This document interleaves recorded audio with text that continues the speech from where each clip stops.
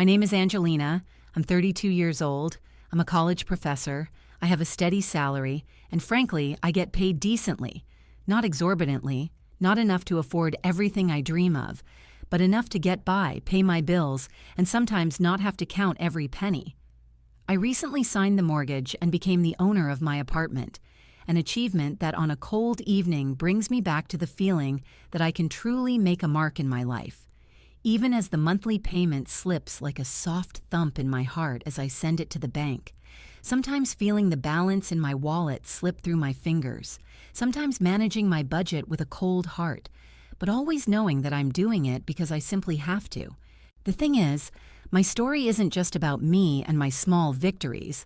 I have parents who live in the same quiet rhythm of their concerns, and I have a younger sister, Maya, who is now 22 and just graduated from college and got a job, which in theory should sound like the end of a difficult marathon and the beginning of a calm finish line for the family. And yes, this is great news, but it immediately awakens old tension lines in my chest because Maya has been our family favorite since childhood, and as soon as the 10-year difference between us appeared when she was born, the world turned upside down for me. I stopped being a child and turned into a helper, a second mother, someone who had to grow up faster than generally accepted rules allow. By the age of 12, I was already cooking dinner, doing laundry and tidying the house with tired automatism. And when Maya went to kindergarten, guess who ran through puddles or along sunny paths every morning to pick her up and bring her home? Me.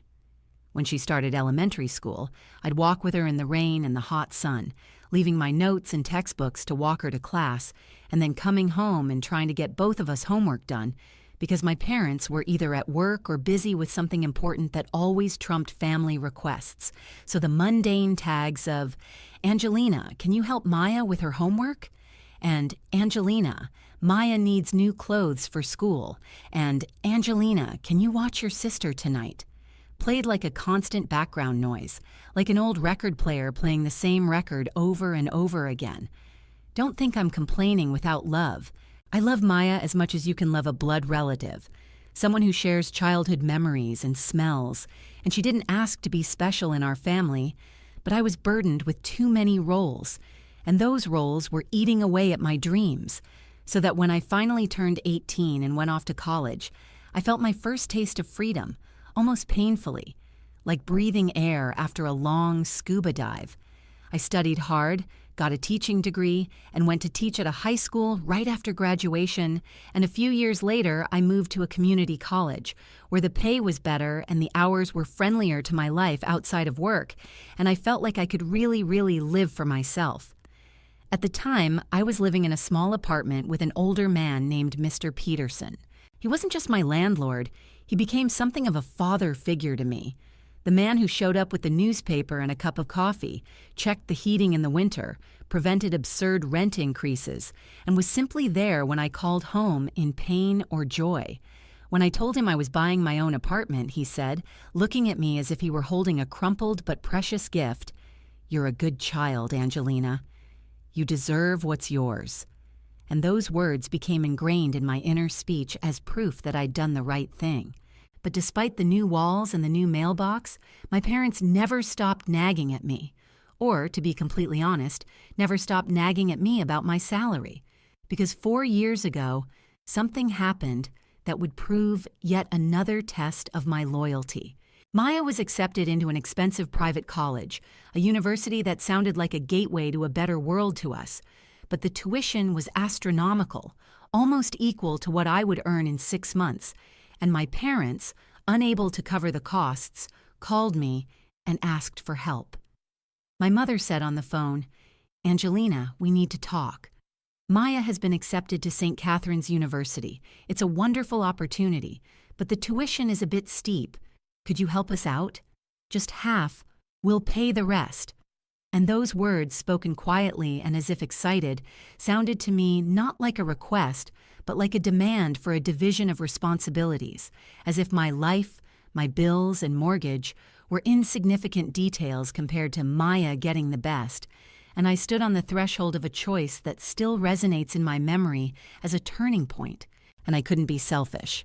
I couldn't say no, because in the face of my sister's dream, I felt like a traitor, and so I agreed. I began sending money semester by semester.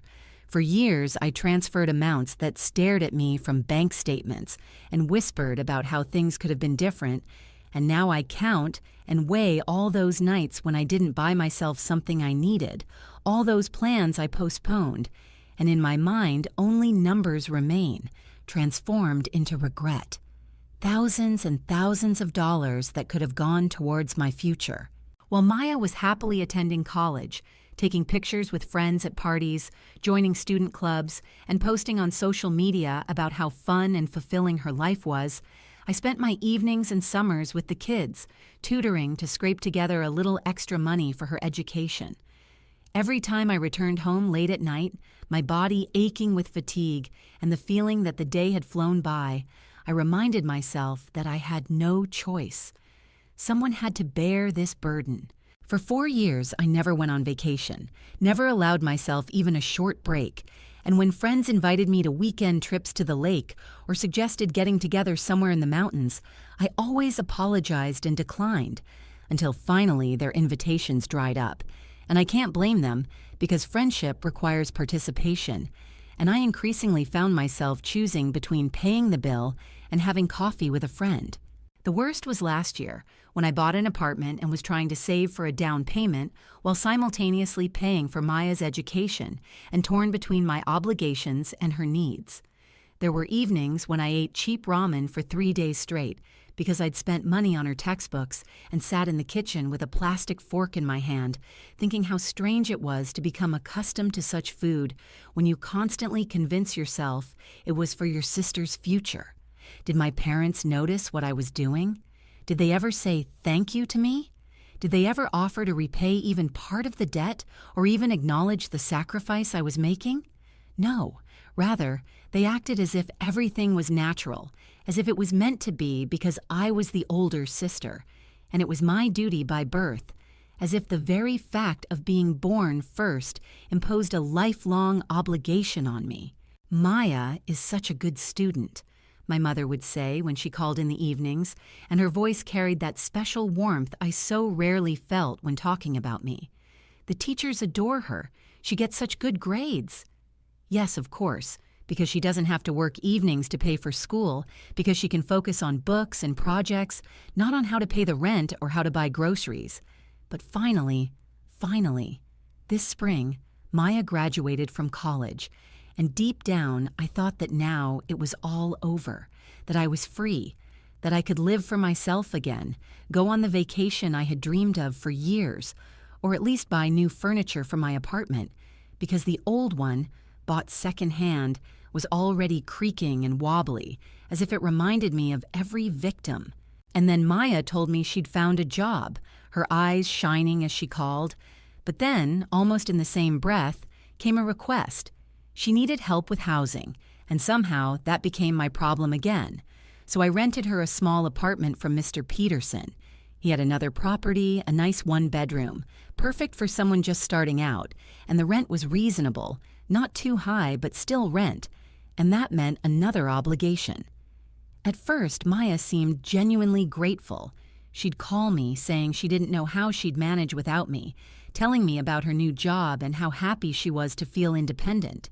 But with each passing month, the gratitude waned, and gradually her words sounded less like appreciation and more like expectation, as if it were my duty to catch her when she stumbled. Meanwhile, my parents were proud of how well Maya was doing, telling everyone they knew how great she was, how independent and strong, and I caught myself thinking bitterly, independent? Really? Independent only because my money is going towards her rent. And yet, I continued to help because I knew she'd be turning 23 in a few weeks, and I wanted to do something special for her, something truly meaningful. I thought about it in advance, spent months considering options, and finally came up with the perfect gift. I was going to pay her rent for a whole year in advance, covering 12 months in full, giving her the security and freedom to focus on her career without worrying about monthly payments. But even more important to me, this gesture would set a clear end date. Within a year, she would be on her feet for good. I called Mr. Peterson and explained what I wanted to do, and he sighed with quiet warmth and said, "That's very generous of you, Angelina. I'm lucky Maya has a sister like you." "I just want to give her the best start possible," I replied, though a multitude of conflicts clung to me. We discussed all the details. I transferred the money, and sitting in front of the computer screen and looking at the transaction confirmation, I felt both relief and heaviness, as if I'd completed the transaction and yet had another anchor attached to me. The year's rent was paid in full, and when I saw the figures on the statement, I almost physically felt a huge chunk of my savings disappear. But I convinced myself that this wasn't just an expense, it was an investment in our shared future. Maya would feel secure. She would have solid ground under her feet, and I would finally be able to breathe freely, knowing I no longer had to bear this burden every month. Mr. Peterson sent me all the payment confirmations and documents neatly written and signed. I folded them into a beautiful envelope, the kind usually used for wedding invitations, with a soft, pearlescent sheen to the paper. As I held it in my hands, I caught myself thinking that this had to be the best gift Maya had ever received. Something not shiny and empty, but truly meaningful, practical, and generous. For the first time in a long time, I felt proud to be able to give something so substantial. Maya decided to celebrate her birthday at her parents' house because her new apartment was too small to accommodate everyone she wanted to see, and perhaps this was logical. Her parents have a large dining room and a spacious backyard where they can set up tables and give free rein to laughter and conversation. I drove there on Saturday afternoon, the envelope tucked safely in my purse, and a strange excitement, even delight, swept through me. Something I rarely felt at family gatherings, as usually such gatherings left me with nothing but anxiety and a feeling of worthlessness. Now, however, I knew that this time I had something special to share, something that would truly change Maya's life for the better. When I pulled up to the house, I saw nearly 15 cars in the driveway and on both sides of the street, as if the entire neighborhood had gathered for this celebration. Everything inside was buzzing, laughter, voices, music, and I immediately felt a familiar feeling. Formally part of the family, but inside I felt like an outsider, an observer, as if my role had always remained somewhere on the periphery. Maya, meanwhile, was rushing around the kitchen in a cute dress I'd never seen before. She must have bought it with the money she earned from her new job. She looked happy, but at the same time, tense, trying to please every guest, as if the whole evening was an exam that she had to pass perfectly. "Hi, Maya, happy birthday," I said, giving her a quick, slightly awkward hug. "Oh, hi, Angelina," she replied, smiling, but she was already looking past me toward the living room, where someone was calling her name, and I thought, classic Maya, always distracted by those who seem more interesting. Mom came up to me and hugged me as if she'd accidentally brushed my shoulder, her hands barely touching my back. "Angelina, it's good you're here. Maya asked about your gift. She's expecting something special from you." "Well, she won't be disappointed," I replied, patting my purse where the envelope lay. Dad, as usual, nodded at me from across the room, where he was animatedly talking to his uncle, but he didn't come closer, also classic for him. For the next hour, I just stood there, chatting with relatives I only saw at birthdays and holidays. They asked the standard questions. How was my work, if I was dating, if I was planning a family? But their attention still gravitated toward Maya, and the conversation always veered toward her. "She's such a smart girl," one said. "I'm so proud of her for finishing school," another added. "That new job sounds absolutely wonderful," a third concluded, and I nodded politely, thinking to myself, it's easy to focus on your career when someone else is paying your bills. Finally, everyone gathered around the dining table, and the aroma filled the room so much it made me dizzy. Mom had made lasagna, Maya's favorite dish, with crisp garlic bread and that exquisite goat cheese salad she only made for special occasions. And the entire table looked like a showcase of a successful life, where everything had to be perfect, as if no one had ever considered the price of such celebration. The table looked truly festive. Every detail seemed thoughtfully arranged: the elegant tablecloth, the carefully arranged glasses, the delicate candles, even the napkins folded in a special way. At that moment, I caught myself thinking that, despite all the usual anxiety, they were genuinely trying to create a festive atmosphere. We all sat down and began to eat, and the food was delicious, while laughter and animated stories rang out around us. And I watched Maya shine in the spotlight, like an actress on stage, catching every applause, clearly enjoying the role, absorbing every congratulation and every word of admiration. After dinner, Dad stood and cleared his throat, and I immediately thought, well, now comes the celebratory speech, which is a must for any celebration in our family. "We want to tell you how proud we are of Maya," he began, his voice trembling with emotion. "She's 23 years old and she's already made her mark on this world." Mom, in tears, ran up to her and added, "Maya, you've grown into such an incredible young woman. Your intelligence and determination got you through college, and now you're starting this amazing career." I nearly choked on my water as a wave of sarcasm rose within me. Her determination? And what about the thousands of dollars I'd sent over the years, sacrificing my own future so she could go to school? But of course, no one mentioned that, behind the scenes, her success was my work, my money, and my sleepless nights, attributed entirely to her hard work. "We wanted to give you something truly special for your birthday," Dad continued, and I felt the air in the room thicken as everyone waited in anticipation. "Something that will show how proud we are of you and help you begin this new chapter." He walked to the window and, smiling solemnly, pointed out, "Happy birthday, darling." I turned and caught my breath. There in the driveway sat a brand new silver car, shining as if it had just been driven out of the showroom, with a huge red bow on the hood, like something out of a commercial.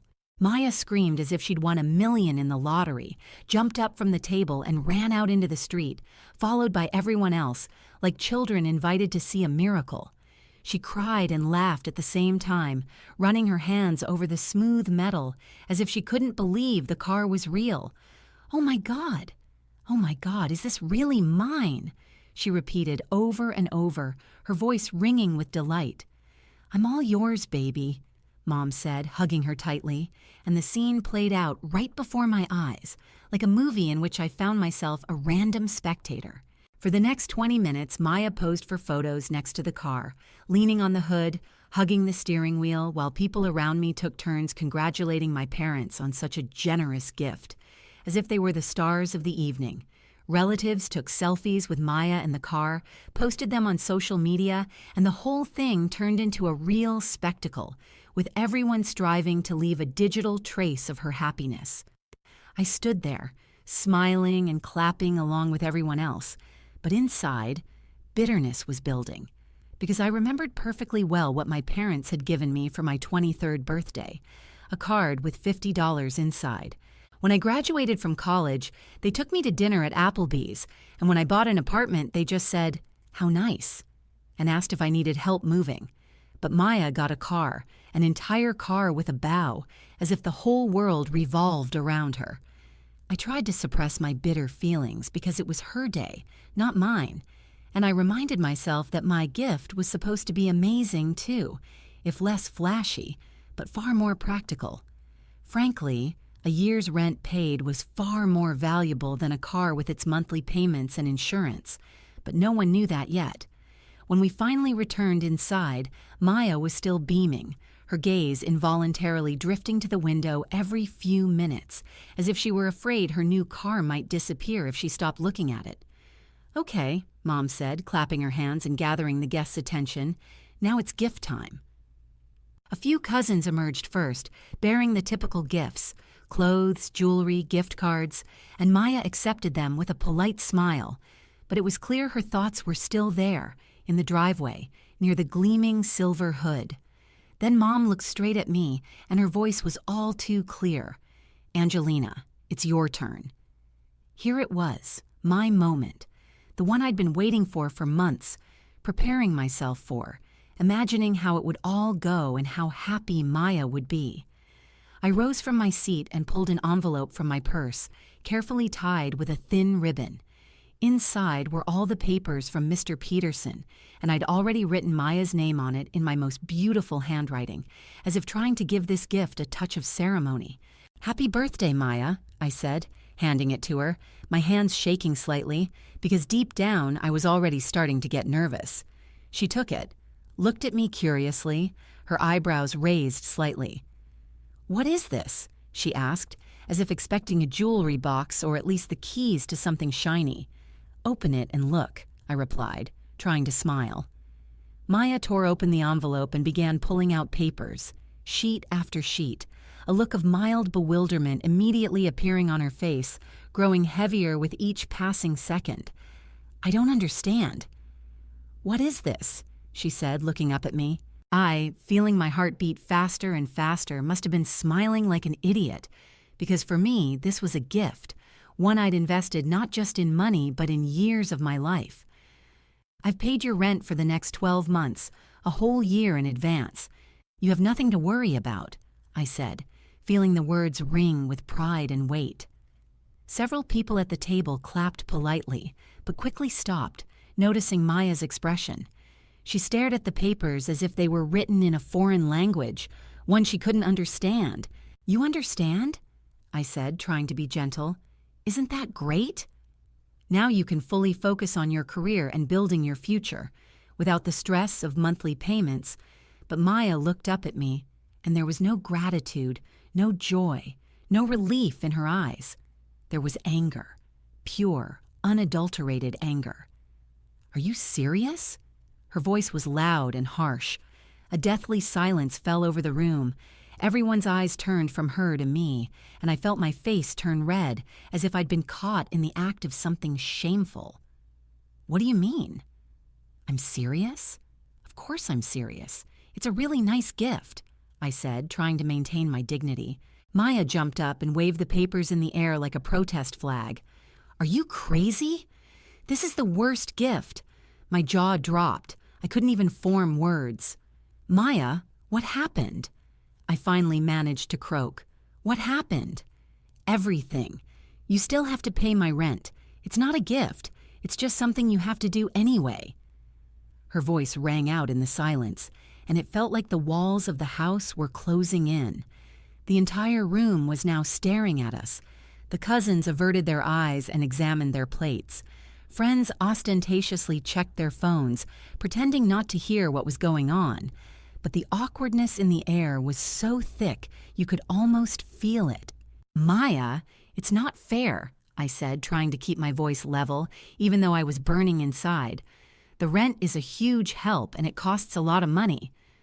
When I started, no one helped me with the rent. "I don't care what happened to you," Maya snapped. "It's my birthday, and you're giving me something I should take for granted. It's like they gave me the air to breathe and called it a gift." I glanced around the room, hoping someone would back me up, tell me she was overreacting, that her words were unfair. But everyone seemed to be in cahoots, eyes downcast, forks scraping against plates, phones suddenly taking precedence over the situation. No one intervened. "Maya, darling, calm down," Mom said, but her tone didn't convey the slightest hint that Maya was wrong. More likely, she simply wanted to ease the tension, as always. "No, I won't calm down," Maya exclaimed, shoving the papers back into the envelope as if pushing something dirty away. "This is awkward. Look what Mom and Dad gave me. A car, a real gift, something special, expensive, thoughtful." She tossed the envelope in my direction, and it hit me in the chest before sliding onto the table like something unwanted. "Next year, buy me something decent. Something like what Mom and Dad gave me. Something that shows you really care about me and aren't just doing the bare minimum you're supposed to." The silence in the room became so heavy that even breathing seemed loud.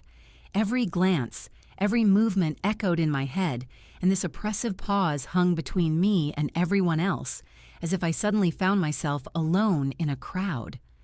I picked up the envelope from the floor where it lay like some discarded piece of paper and tucked it back into my purse. My hands were shaking so badly I could barely zip it up, and my voice broke as I quietly said, "Maya, I think you should apologize." She looked at me with such disdain that I physically felt a stab in my chest. For what? For having standards? For expecting my sister to even consider what I'd actually like for my birthday? Dad cleared his throat, leaned back in his chair, and said dryly, as if it were a matter of business, "Angelina, maybe you should go." "Mom's upset. We don't want to ruin Maya's special day. Wait, should I go?" I asked again, hoping someone would intervene, that Mom would say, "No, stay. Everything will work out." But Mom, without even looking at me, said in an even voice, "Maybe it's for the best. Let Maya enjoy the evening." I looked again at all the people at the table, relatives, family, friends, even neighbors who had come to celebrate. They were eating, laughing, applauding, watching Maya pose next to the car. But now no one raised a voice in my defense. Everyone looked away, some picking at the food on their plates, some buried in their phones, as if I no longer existed. "Okay," I said and stood up, feeling my heart pounding in my chest. "Happy birthday, Maya." I turned and walked out without another word. Outside, the evening air hit me, and only then could I finally take a deep breath. I got into my car and drove home, though my hands on the wheel continued to shake, from anger, humiliation, and pain. Every traffic light seemed like an eternity. Every turn of the steering wheel reminded me that I was still trapped in this story I wanted to escape. When I finally got to my apartment, I didn't get out of the car for a long time. I sat in the dark, listening to my breathing, and couldn't believe what had just happened.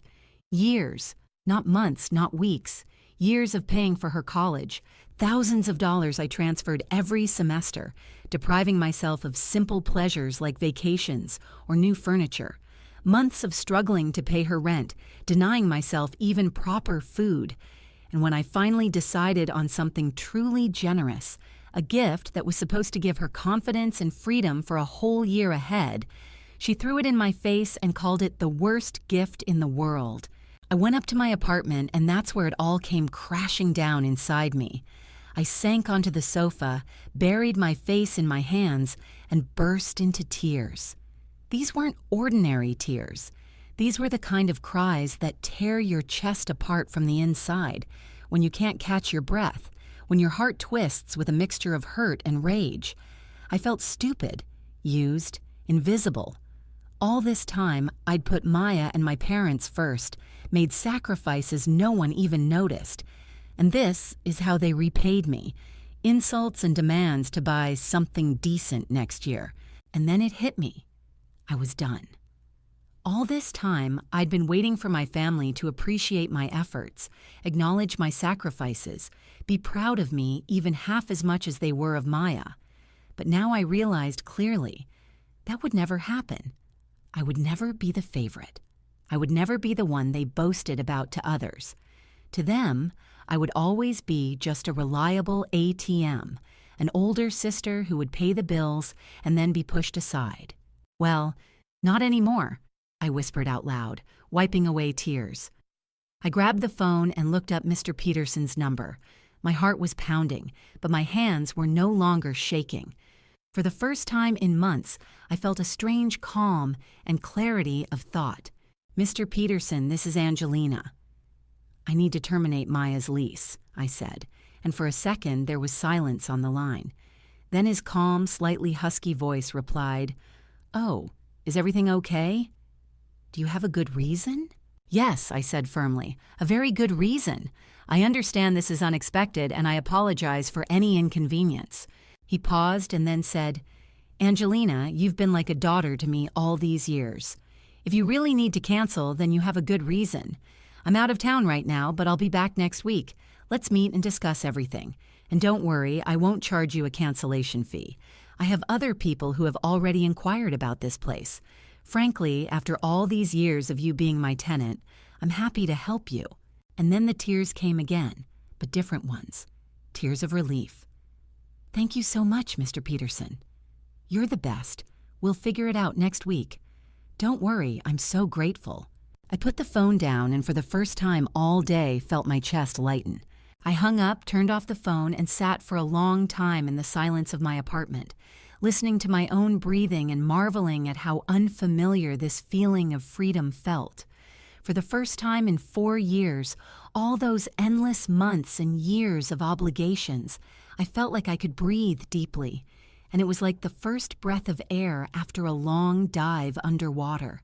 A whole week had passed since Maya's disastrous birthday party, a week in which there had been no call, no text, from Maya, from Mom, from Dad. Complete silence, as if I had ceased to exist, as if my presence in their lives was only important as long as they could pull something out of my pocket. Part of me, despite all my anger and determination, still hung on every sound, expecting the phone to ring at any moment to see a familiar name on the screen. Maybe Maya would call and apologize for humiliating me in front of all the guests and throwing my own gift at me. Maybe Mom would call to check on me, to ask how I was feeling after being effectively kicked out of my own sister's party. But the silence continued to ring, and each passing day confirmed a simple truth. I existed for them only when they needed to pay something. On Friday, Mr. Peterson called and said he was back in town. We arranged to meet at a small coffee shop near his office to complete the paperwork and return my money. I arrived early, clutching a neatly wrapped bottle of expensive cognac.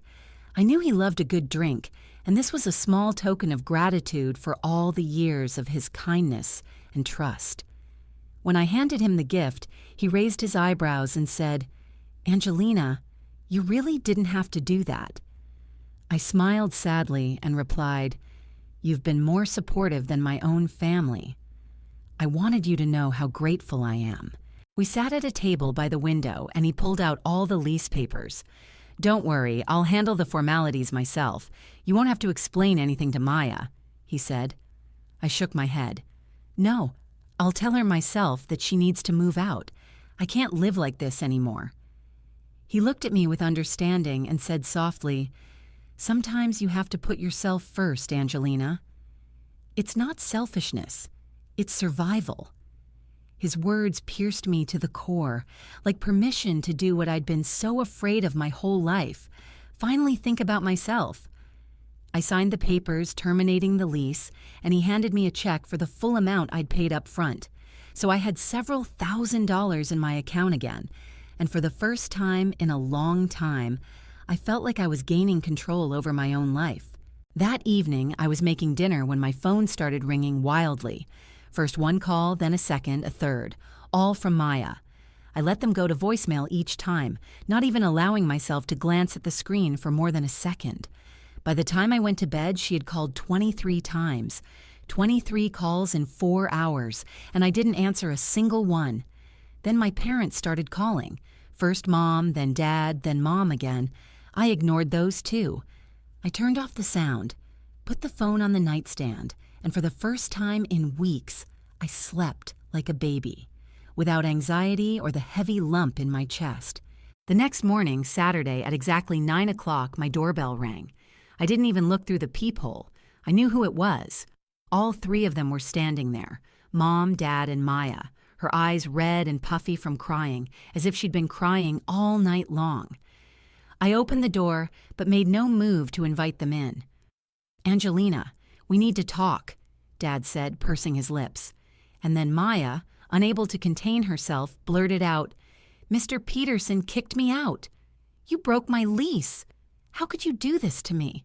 I looked at her calmly and said quietly, "You threw my gift at me and called it awful. You yourself said it wasn't good enough for you." Maya looked away, her voice breaking. "I was just upset." "I didn't mean it that way." Mom stepped forward, folding her arms. "Angelina, that's vindictive. Yes, Maya made a mistake, but kicking her out of the apartment is too much." And then I couldn't help myself. I laughed. A real ringing laugh that sounded more like release than amusement. "Vindictive? Seriously?" I said, still laughing. "I'm tired of being your ATM while you treat me like trash." Dad frowned and retorted, "We don't treat you like trash." I looked him straight in the eye. "Really? When was the last time you called me just to check in? When was the last time you thanked me for paying thousands of dollars for Maya's college? When was the last time you gave me something worth more than $20 for my birthday? Everyone froze, as if time had stood still, and even the air in the hallway became heavy and thick. Maya, sobbing, wiped her nose with the back of her hand and said quietly, in an almost childish voice, "Look, I'm sorry. Okay? I overreacted, but because of you, I had to go back to Mom and Dad." She looked up at me, and there was something simultaneously pitiful and stubborn in her gaze. "Well, that's great," I replied coldly. "Maybe now you'll understand what it's like when things don't come for free, Maya." "Please," Mom interjected, her voice shaking and her eyes filling with tears again. "I can't afford my own place yet. I just started working," Maya pleaded again, as if that were explanation enough. "Then you should have thought about that before throwing words in my face about my gift not being good enough," I snapped, and slowly began to close the door. But Dad reached out and stopped it with a movement, as if to trap me. "Angelina, what more do you want?" he said wearily. Maya apologized. "What do you want from us?" I took a deep breath and said firmly, "I want you all to leave me alone." But they didn't leave. They continued to stand at the door, arguing, cajoling, and blaming me, and I felt my patience exhausted. I literally pushed them away and slammed the door in their faces, turned the key in the lock, and went into the bedroom to avoid hearing them knocking again and again. After that, for several days in a row, they tried to reach me with calls and messages, but I blocked all their numbers. I went to work, went about my business, learned to live without this constant background of complaints and demands, and for the first time in years, the house was filled with true silence. 2 weeks passed when one evening the phone rang and the screen displayed unknown number. I almost automatically wanted to hang up, but my gut instinct told me who it was. "Angelina, it's Mom," a familiar voice rang out, and my legs literally gave way. I gripped the phone so tightly that my fingers turned white and almost hung up, but something stopped me. "We've accepted that you won't be helping Maya with the rent anymore," Mom blurted out quickly, as if afraid I'd cut her off mid-sentence. "But we need your help with one more thing." I froze, feeling irritation rising inside me. "What now?" I asked coldly. "The car we bought Maya," she said hurriedly. "We had to take out a loan and the payments are too high. We can't afford them ourselves." I closed my eyes and my head started ringing. "Are you seriously expecting me to pay for the car loan? The car you gave Maya in front of everyone, for everyone to gasp and applaud?" "Angelina, please," Mom begged, her voice breaking. "The bank will take the car if we can't make the payments, and then Maya will be left with nothing." I felt my throat tighten, but the words came out sharply, without pause. "Then Maya will probably lose her car." "How can you be so heartless? She's your sister," Mom said, her voice laced with despair. "My sister," I repeated, smiling bitterly. "The same sister who said my gift was the worst she'd ever gotten and demanded I buy her something expensive, like the one you gave her? Well, now she can pay for her own expensive toys." And I hung up without giving them another chance to say anything. 2 months have passed since that conversation. No calls, no messages, no visits, only the occasional gossip from my aunt, who occasionally sends me snippets of family news. I learned that Maya is still living with her parents, that the bank actually repossessed the car when they couldn't make the payments, and that Maya works, but earns too little to afford her own place. Do I feel bad about this? Honestly, no, not at all. For the first time in 10 years, I'm paying my own bills, and no one is ripping me off for every penny. I've started saving again, and for the first time in a long time, these savings are my own, not someone else's. I'm planning a trip to Europe next spring, imagining how I'll stroll through old streets, drink coffee on warm terraces, and buy souvenirs just for myself.